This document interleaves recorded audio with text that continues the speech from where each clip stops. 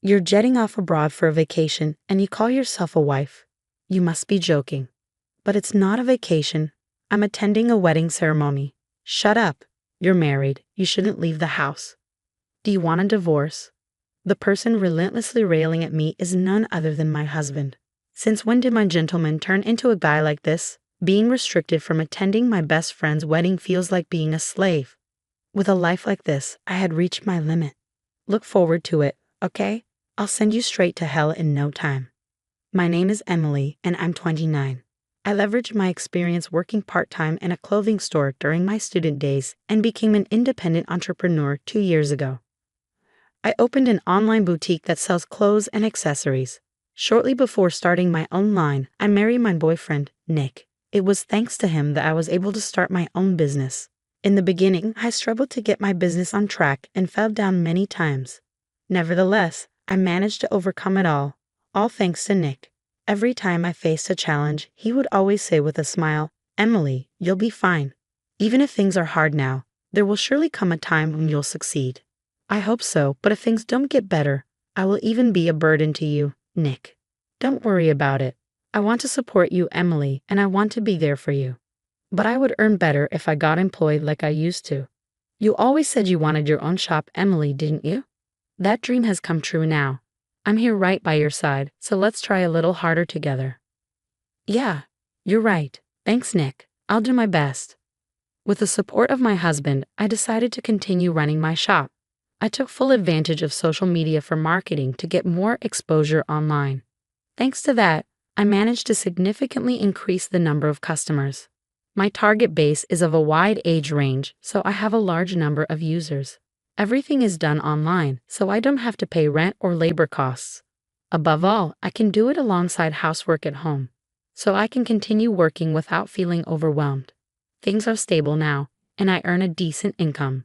Although my business took off, there was one thing bothering me. It was that my husband was becoming more and more indifferent towards me day by day. As my business did better, I felt his words and actions becoming colder. I think it all started over something simple. A few months ago, the sales from the previous month had finally reached my target. I was so happy, and at the same time, my feeling of gratitude for my husband grew even deeper. That night, I immediately brought up the news to my husband, who had just returned from work. "Nick, listen. Emily, what's the matter? You seem in such a hurry." I finally did it. I hit my sales target for last month. You set your goal pretty high, didn't you? Yes, we've been pretty close for a while, but I finally hit the target last month. Thanks to you for supporting me. Thank you. Ah, good for you. I'm tired today. I'm going to take a shower and go to bed. After leaving his bag on the sofa and leaving the living room, my husband went to sleep without even eating the dinner I had prepared. What happened? He'd been so supportive, so I thought he'd be thrilled, but his reaction was lukewarm at best. Was he just really tired? I had expected us to celebrate together, so my husband's response came as a surprise. That said, there's no way I could force my tired husband to be happy. From then on, his demeanor towards me gradually grew colder each day. At first, I thought it was just because he was tired or not in the mood, but as this went on for weeks, even I started to feel uncomfortable. Before I knew it, he started looking down on me at every opportunity. Whenever I was on my computer, he'd stand behind me, sneering while peeking at the screen. What, checking your sales? Trying to brag or something? What are you talking about? I have no such intentions, Nick. You peeked at the screen yourself. Huh. What kind of wife stays on her laptop when her husband's home? What are you trying to show off, saying I'm so busy with work or something? It's not like that. You've been so cold to me lately, Nick. Did I do something wrong? Despite being shocked by my husband's cold attitude, I still asked him about his true feelings. Then he sighed with an air of annoyance and blurted out, "Phew, it's exhausting. I come home tired from work, and why do I have to deal with someone so emotional?" Emotional? Why do you always speak like that? I just wanted to share some good news with you because I've been trying hard, and you've always supported me. That's what pisses me off about you. I couldn't care less about your sales. Instead of getting excited about such things, try improving your housekeeping skills a bit. Hey, there's no need to talk like that. What I'm saying is right, isn't it? Quit showing off how busy you are with work. Do it again, and I'm out of here. Got it? Being told such things by my beloved husband, my mind was in turmoil for a moment, my heart filled with emptiness, and before I knew it, a tear was trickling down my cheek. Instead of apologizing, he had a sneering smile on his face, a demonic smile I had never seen before. I was taken aback by my husband, who could show such an expression without hesitation. From that day on, his attitude only worsened. I was no longer allowed to speak freely as I used to, and I always had to walk on eggshells around him. Then, one day, I found a wedding invitation for my best friend in our mailbox. I went to middle school and high school with Elena, and we've always been close. We kept in touch regularly even after we became adults. When she got married, I remember being excited as if I were the one who got married. Now she's abroad with her husband, and the invitation said the ceremony would take place overseas. I've been stressed about my husband, so this was great news to me. It felt like a ray of light drew into my oppressive daily life. I was thinking of when to tell my husband about this. Before I could bring it up, my husband found the invitation on the table. "Hey, what's this?" He read through the invitation and approached me with a clearly sour expression. "What do you mean? It's clearly a wedding invitation. It's from my best friend, Elena. But this is taking place abroad. You're not going, right?" "Huh. Of course I'm going." As I said that, my husband slammed his hand on the table with a devilish look on his face. He let out a deep voice I'd never heard before. "You've got to be kidding me. While I'm working my butt off day in, day out, you're just lounging around at home on the computer, and you're planning on skipping housework again just because of a wedding." "No, you've got it wrong. That's not it. I just want to attend Elena's wedding." "Shut up. We're married. You shouldn't leave the house. Do you want to get a divorce?" Being so casually threatened with divorce, I froze on the spot. He continued his tirade mercilessly. "I feel bad for your best friend too. If you're only using her wedding as an excuse to leave home and not to celebrate her marriage." "What are you saying? It's my best friend's wedding. I'm attending only because I want to celebrate it. Just what's so hard to understand?" "Oh, you're so annoying. Quit being so cocky because your business took off. It's your attitude that ticks me off. When will you get it? Huh." My husband shouted at me, our noses nearly touching. Overcome with fear, my legs gave way beneath me.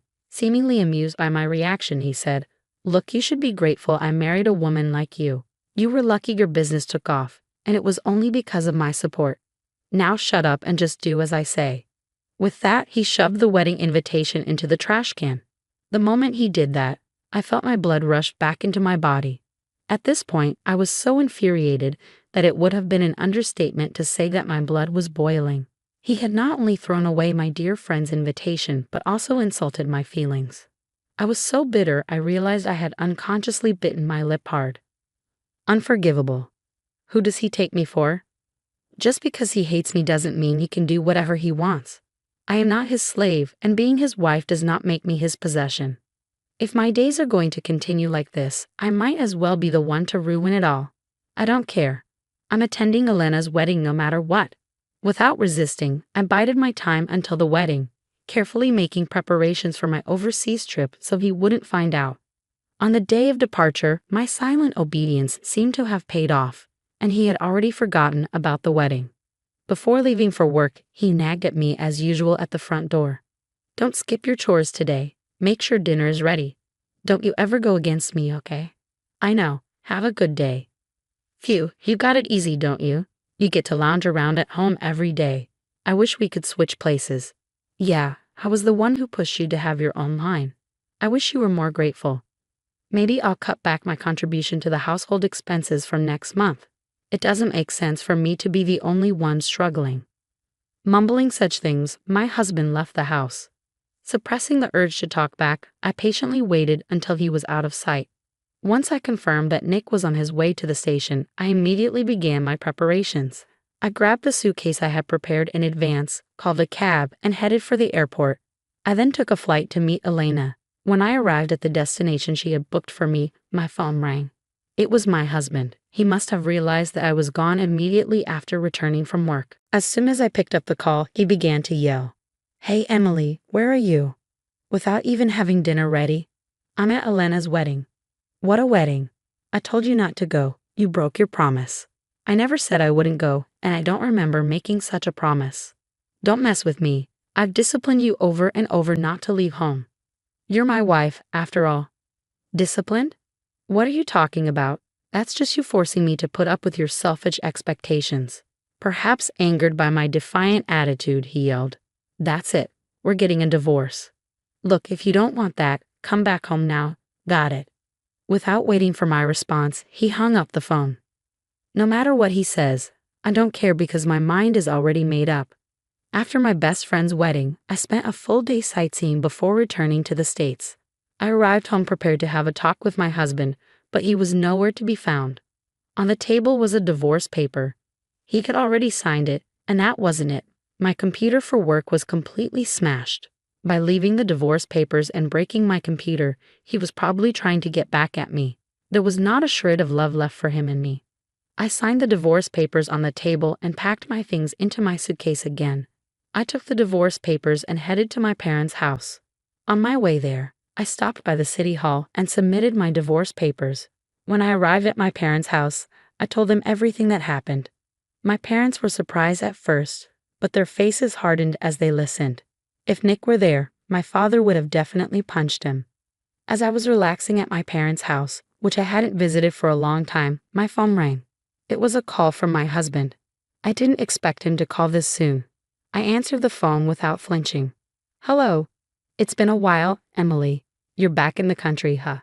I got back today. So what? You're cold, huh? Oh, maybe you were shocked that I filed for divorce, huh? Huh. My husband seemed to think I was grieving. He continued in a condescending tone, which was noticeable even over the phone.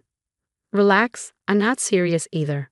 I just wanted you to reflect on yourself, so I gave you a little scare. Reflect on myself. What for? You went abroad without my permission and had the time of your life. Had the time of my life? I just attended Elena's wedding. You're so persistent. That's what I mean by having the time of your life, leaving your husband behind, abandoning your housework, and going on an overseas trip. You're disqualified as a wife, you little. Enough already. Who do you think you are? Just because we're married, just because you're my husband, you think you have the right to control everything I do.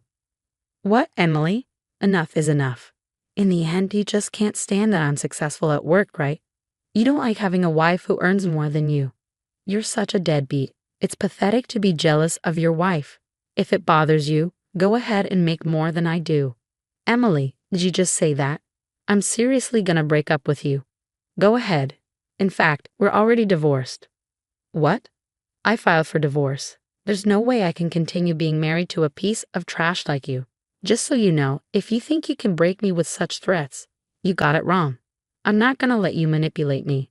Don't ever show me that disgusting face of yours again, you jerk. He must have been shocked by my harsh words. He fell silent, so I said goodbye and hung up the phone. Afterward, I hired a lawyer and billed him for the desktop he destroyed. Moreover, the text and voicemail messages came in handy. His attempts to control my actions and his constant verbal abuse were proven, and I was able to collect damages. As a result, his savings dwindled and he was left in debt. His parents refused to help him, saying it was his own doing, and he ended up having to borrow money from loan sharks. Now he's stuck in a vicious cycle of borrowing to pay off debt, wandering in hell. He was never a high flyer, and I heard that he made mistake after mistake at work, eventually being sidelined. On the other hand, I've been living at my parents' home since the divorce. Thankfully, my current job doesn't tie me to a particular location. I can continue my peaceful life at home, and my parents are happy to have me stay with them. This lifestyle will likely continue for a while. Marriage isn't the only way to happiness. The most important thing is to have a family that cares for you. I've come to realize this once again.